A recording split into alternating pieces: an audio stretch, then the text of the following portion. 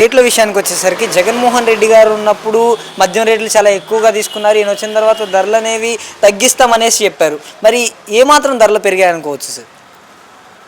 అసలు ఈరోజు వాళ్ళ చేతులు ఉన్నటువంటి మాఫియా అడ్డం పెట్టి ప్రజల్లో ఒక కన్ఫ్యూజ్ వాతావరణం చేసి గత ప్రభుత్వం కంటే ఎక్కువ ఈరోజు మద్యంని లిక్కర్ విషయంలో అయితే మినిమం రేట్లు అయితే ఉన్నాయో ఆ రేట్లకి అదనంగా 10 రూపాయలు, ఒక్కోసారి 20 రూపాయలు, ఒక్కోసారి బెల్ట్ షాపులు అయితే 50 రూపాయలు మార్జిన్ పెట్టుకుని అమ్ముతున్నటువంటి పరిస్థితి ఈరోజు చూస్తున్నాం. అందువల్ల ఏంటంటే లిక్కర్ విషయంలో పూర్తిగా ఫెయిల్ అయిపోయింది ప్రభుత్వం.